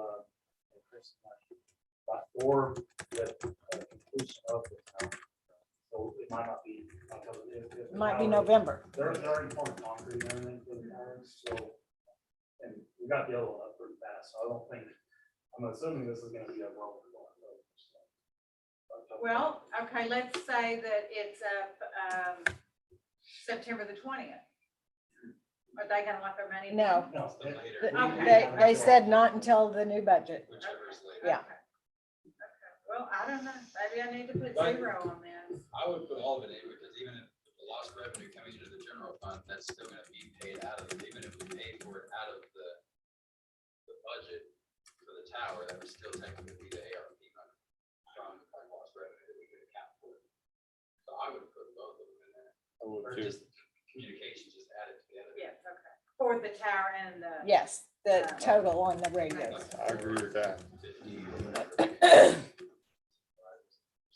And then if we can get a roundabout estimate on like more of a, how long would it take to get a certified amount on actual lost revenue to have an official dollar? I can't do a certified amount. So how long will we have like an auditor backed amount for our budget purposes? This is the only thing you'll have. You won't have a certified. A certified figure involves somebody coming in and doing an actual audit of it. I can't certify. Cause I'm I certified. can give you an estimate of it, and I can't certify it. So how do we So, get that number? so these numbers here, do we feel like someone's gonna come in and audit this Well, I for have to- accuracy? That report that Mark did, if I use that lost revenue on that, October 31st report, I have to turn the complete report in with it. I can't just turn that sheet. Right, you have to, the whole Yeah. worksheet to calculate and everything, I have yes. to turn that in. So. By the time I audit, I'll be gone, so whatever. I want to ask Ben's question again that he asked. How do we get that amount then? Like, what? I mean, because somebody's got to sign off on it. Do we have to pay an outside auditor? to do Has this? John done You it have to have You have that. to go to the John, bathroom. John? I do waiting, so. or not? They will eventually, yeah. In their special, in their single audit. But if she needs that figure, how do we get that figure so she's got it? You won't have one by the end of the month, because an outside, somebody, outside auditor, somebody will have to do it. I can't certify it in-house. So can we send those worksheets to John? Oh, that's he won't certify that. He's got to look at the detail. That's what I'm hoping he'll do, is look at the outside I audit. think you asked him about that once before, didn't you? Now, Can you ask someone okay, where I most asked counties are getting John. this? I asked John, because I heard from another treasurer that he was gonna help her with the lost revenue calculation. And he said, oh, no, she misunderstood. What I said to her was, when she figures it, if she'll send me the worksheets that she figured it on, I will look over it. Now, I haven't talked to this treasurer to see if she's done this yet, okay? But that's what I'm wondering. If you send him the worksheets that you did, would he look over that and say, looks good to me? he's not gonna certify it. Um, Certified means to say, I approve that this is correct. And he's not gonna do that unless he does some research. So how we get it? Can we get somebody to say, my opinion is that it's correct? That's the same thing as certified. I don't know what you do. Well, can we just send them the information, all the calculations and everything and say, hey, that's what our estimate is? It's just- Except I gotta do the report and I'm Well, put that on the certifying. report. No, on the last sheet of the report is my name that I certified that all of this. Is true and correct. So if this report that Mark did is not certified or verified, why would we use that? Yeah, we're liable. Yeah, I mean, Yeah, that's spend probably it, not money. worth anything Until you- until it's. Until you spend it, you don't have any problem. Problem is when you start spending it. Well, that's kind of what I'm saying. Qualified and it's been spent, you have to pay it Put back. that in the report and then we can have somebody audit that in the meantime. So who audits it? I don't know. It has to be an outside auditor. I guess. Of course, we don't have to worry about that part of the report today, because that lost revenue, that did not take place. This that he gave y'all did not take place by the end of July. But by my report that is due the end of October, I will have to, you know. Now, let me ask you this, Mark. On that lost revenue, are you suggesting that we take, when we do this, whatever day we do this, that we take that million or whatever it was and put that in a separate account? It has to be detailed out what you spend it on. That's right. And it would be best, I think, in order to track that, to put it in its own account, Right. just like we did the We got ARP. that separate line. It'll have to go through it. It'll have to what? Have to go through Fund 46. The I think it ARP. needs to be in its own fund besides that. After, when you, because you're gonna have, on that October report, what it's gonna show is that lost revenue is an expense. Because it is an expense, because you decided what the lost revenue is. Then, How can it be an expense? because it's an expense coming out of that money, and then on the project report, then you have to start explaining what you're spending it for. No, I don't think that's the way it works. Well, I don't know, that's just what I read on the report, so I don't know. I don't see how you can show it as an expense. So then, how would you report that on the report for October, where it's got lost revenue? You wouldn't report any of it? Not yet.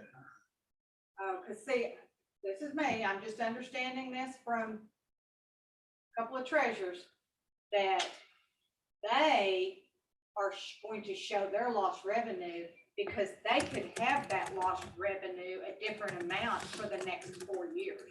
That's right.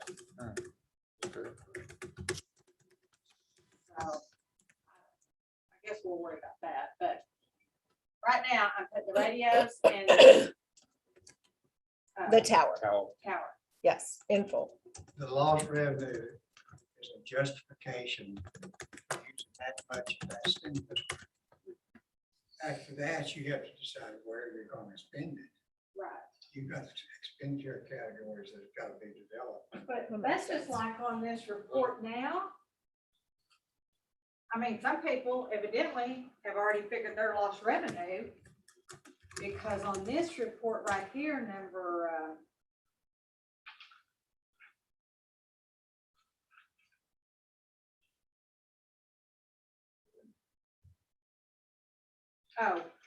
on this report, this is a report I have to turn in by this next week.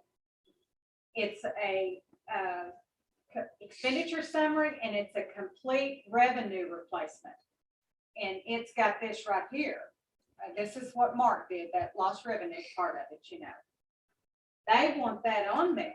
And then when you get to the complete certification, that's where I'm certifying, which I'm not putting on this report, but I'm certifying that that is true and correct.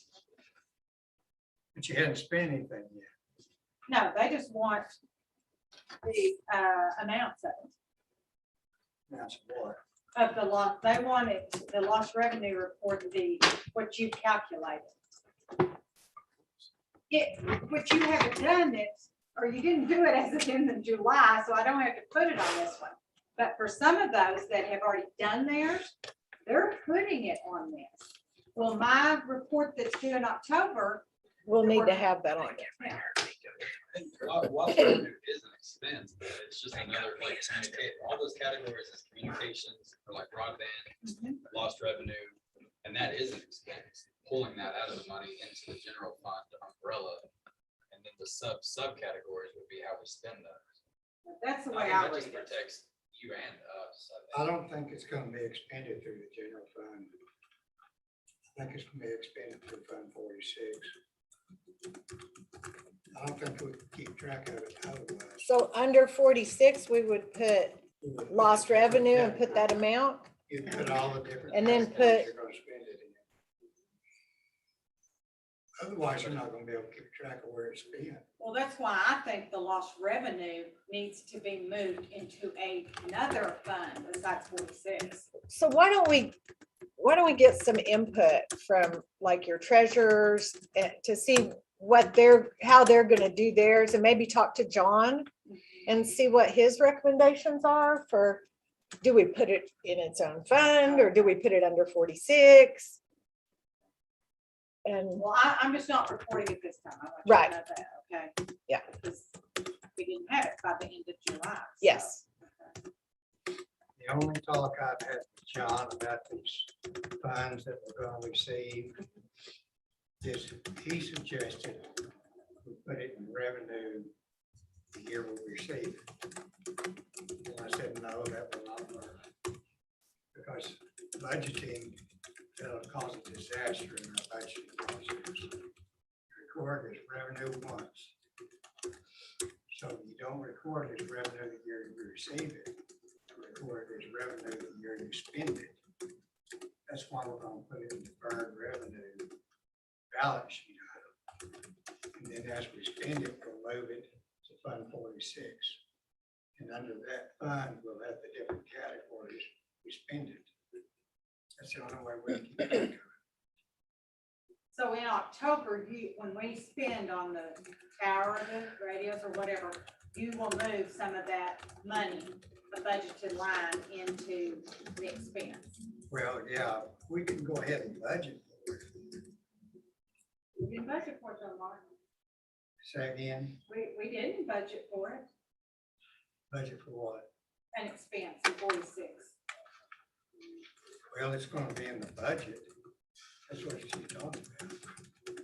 No, she took it out of EMS budget. We need to create a budget for 46.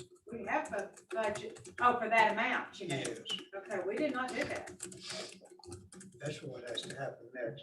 Whatever we budget the expenditure for the next year has to be budgeted in 46, Right. not general fund. No, we weren't gonna budget it in general. We've always agreed, Cindy and I have, about Fund 46, you know. Yeah, that's the But way we it's- don't have it in And then the at that budget. point, the amount of that budget, that amount of the revenue, or the deferred revenues will be moved to 46. So are we gonna do that before we approve this budget next Monday? Well, we can, we don't have to. We can. It can be done after the fact. yes, that's what I'd say, because when we decide, I mean, besides the radios and the tower, but what if there's another project that comes, that we approve? I would say just as we need to. And then during the year, if you come up with something else, the court do a budget amendment based on unbudgeted revenues. We move those deferred funds to 46 and put the categories going to be spending. The court Okay. had justification for amendment. Okay. This is a completely different way to handle things because we've never had this. And I talked to John about that. That was the main point. I talked to John about using deferred revenue instead of putting it in revenue this year. So now, you know, though, I put it in revenue this year. Are you moving it to deferred? As soon as I figure out how much, Okay. because that, once the budget process is finished, we'll know how much. None of it's included, you know, move it all to the balance. Okay, I don't think we're gonna include it. Are we, Cindy? No, not, If you think it's okay for her not to, I don't think she wants. Yeah, it can be amended later. I did put it in. and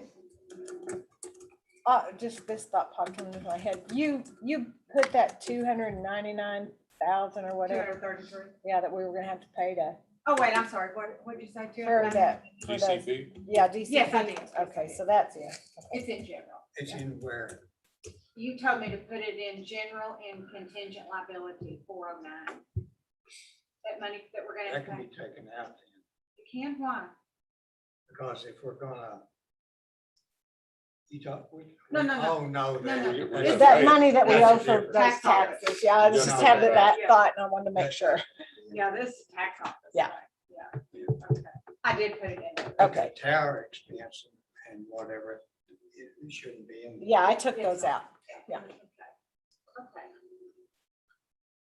So this should be pretty much set. And then when I get the juveniles. Just the juvenile. Hopefully tomorrow, the next day, I'll put those raises in.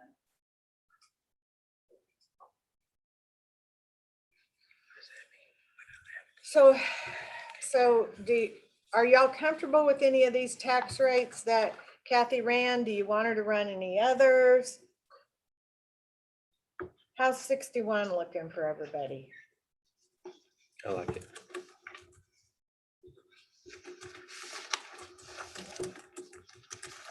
Any other thoughts?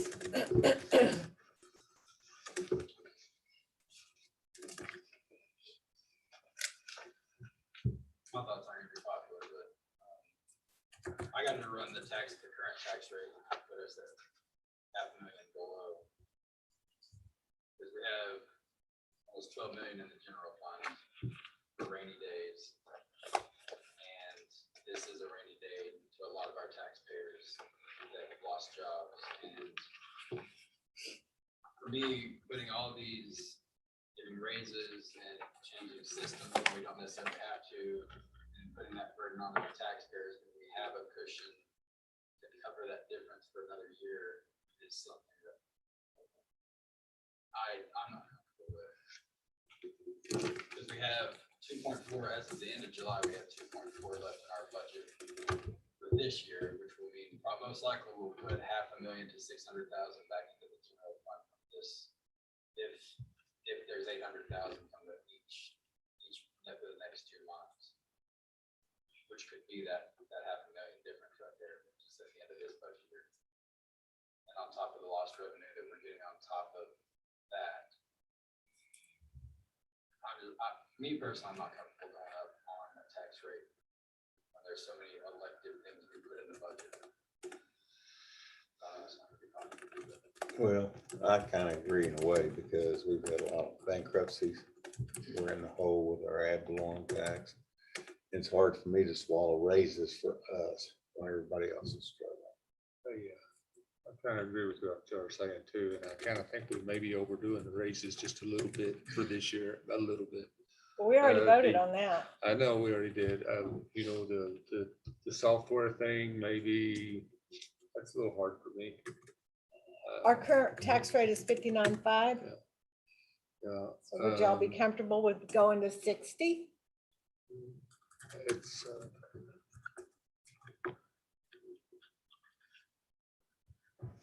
I think.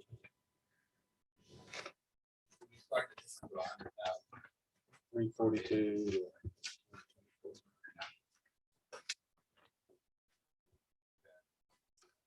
Yeah, you got to look at that end page.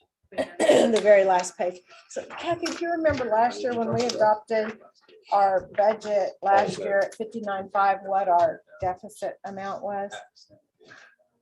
Do you remember that? Mark, Say that again? Do you remember that, on Mark? there.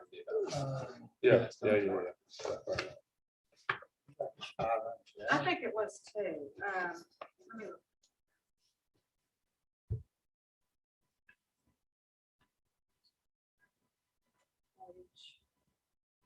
Let me see. Well, it shows right here. Wouldn't this be it? I can go grab it No, real quick. right here. Wouldn't it be current budget $595? Yeah. So right here. Well, I'm sorry, I was looking at the agenda. Oh, I No, was, go to the back page. Yeah. yeah, this is at 60, Well, it doesn't matter because it's current budget. current budget, Was it 808? 808,000.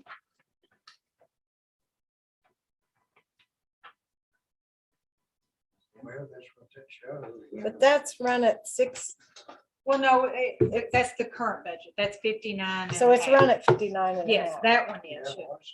It was Based on 808. that figure is 800. But that was probably right because we spent $1 million too on EMS. Yeah, it was 808 is what we were last year. Well, that's some amendments to it, so I'm not sure that's exact figure, but Okay. that would include any amendments that have been made. So it's pretty close, probably. Maybe, I don't know, 100,000 in amendments, you think? I don't know. Oh, yeah. Do you don't? So it's close. Yeah, well, we could look at, I don't have the certified budget with me. Because it says, That cover sheet, doesn't it? yeah, it would be on the difference, but Can you pull that up, last year's budget cover sheet? yeah, it should be the difference. Go to the budget, That's on the county's website. yeah, go to the county's website Yeah, it should be your difference. the in your financials. expenses and revenues. and go to the budget, budgets. Yeah. And the 2021 cover, not the approved budget, the cover letter. Yeah. Yeah, that 2021. Yeah, that one. Yeah. Go scroll on down. Yeah, right there. Yeah, whatever the difference in those two amounts is. What is that? The budget revenues are 18,712,332, and the total budget expenditures were 19,274,828. So Sorry, I don't have my calculator. if someone can calculate that real quick. 3, 4, 5, 500 something. Did you get it, Jerry? Yeah. That's what we were talking earlier. Okay, 562. Okay. Okay, that's what we were last year, deficit. So, yeah. That was in the heart of the pandemic. But that. Yeah, was but we voted. weren't seeing as much Yeah, we didn't see the- until this year. That And we knew make this that. worse. Yeah. You can always hope for a better year next year. My only thing is, Plus. I'm good with 6-1. The only thing I chuckle about, and I don't mean to be arrogant, but my chuckle, but those, like you said, raises and all that other stuff we approved prior, and now we're saying we just can't. I mean, I just feel like we wasn't thinking it through, and now we're like, but I'd like to not raise taxes. Eventually, you gotta draw the line in the sand and say, we can't have the best of the best of everything. So And I don't you'd think we did a really good job of you'd that. rather go down and have a larger deficit budget than to, I mean, that just doesn't make sense. But we're saying, let's not tax people, but let's go deeper in debt. We're not gonna go in debt. Well, I mean, deficit, to me, it's Dip into mentally, our yeah. funds. Technically, But- yes, but We're not going into debt, But but we we're getting haven't in. dipped into to our rainy reserves, have we, this year? To me, it's a. We have not. Even though we adopted a budget that was a deficit budget, we still haven't dipped into our reserves. So last year, y'all didn't dip into any of that 500? No, Okay, because people So for me, turn back every year. Yeah, like I haven't They're- spent all of my budget, nor do I plan to. A lot of people will budget for, we'll just say for, the unknown, like Mark's trial expense, which he said we could eat that up in one trial and then be needing more money. But he might not use any of it and we'll turn it all back. And so at the end of the year, budget year, there's money that gets turned back and And what'd you say, Chris? There was two? I didn't look at- 2.4 million as of the end of July in the operating, the total expenditures. Well, our payroll is 800,000. so there's, So we got August and September. right. So it'd be about 800,000, a little less than 800,000, but I mean, there's still gonna be some extras. For 2 months. Well, 2.4 for the next 2 months, but if you Yeah. take the Oh, I got you. 800,000 out, that would be 1.6 million, so it'd be about 800,000 left of expenditure, budgeted expenditures that are in there. Right. So that could come out to being about 500,000. And it's not that I thought of these raises, it's just, I've thought of this type of the whole time. But for me, we have taxpayer money in the general for rainy days. So why are we going to punish them again when they've already paid this stuff that we can use their tax dollars to do this budget? That's my thinking. It's either we take the money from them and say, yeah, well, this is for a rainier day. We're gonna raise the taxes on you this year. It's that day that rains at 12 inches in one day. Or we can say, you've done due diligence in paying your taxes and we have a cushion and that's what we're gonna use to take the burden off. If we would have to, which we've done that for the last, 3 years? Right. And we have not had to. Yeah, it's Not not had to. necessarily 500,000 out of the general fund, however they want.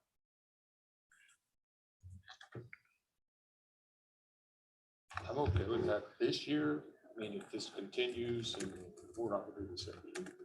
Right. Well, yeah, But for this year, yes. because we've got that lost revenue. And you may, out of that lost revenue, there may end up being things in the budget that you That got are budgeted. Budgeted that items. You can use that for. I mean, that, even if there are something they change it where it drops to 750,000, that's still that much money that we are free to use it. Plug and play Covering. Yeah. anywhere, basically, through lost revenue category. And then this year, we lose the Spillman, we lose the tower, well, the tower doesn't count, but like different expenses that are higher. We lose those, so that'll drop the bottom dollar down too.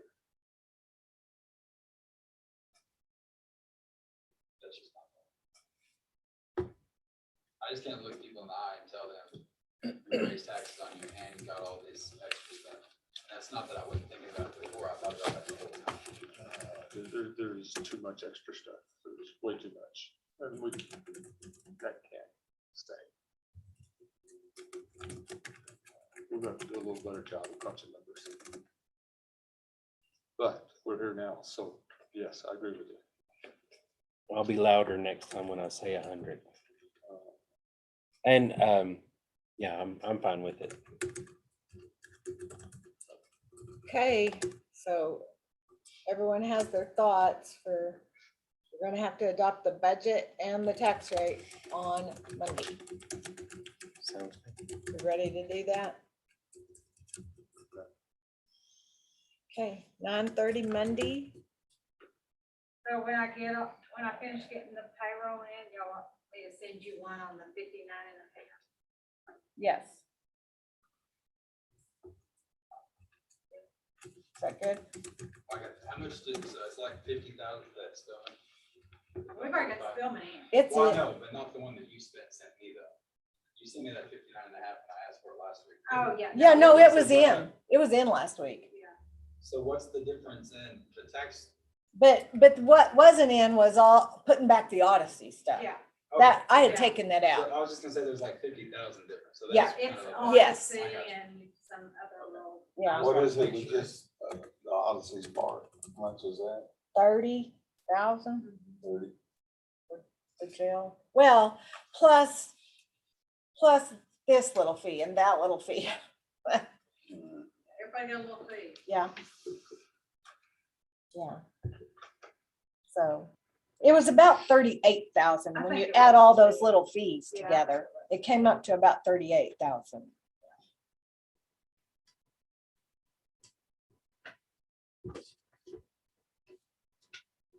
Okay, any other questions, comments, Kathy, Mark?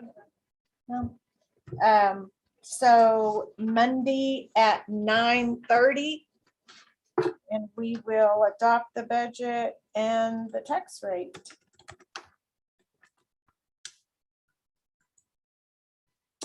And I will promise not to keep y'all here till noon. That's right.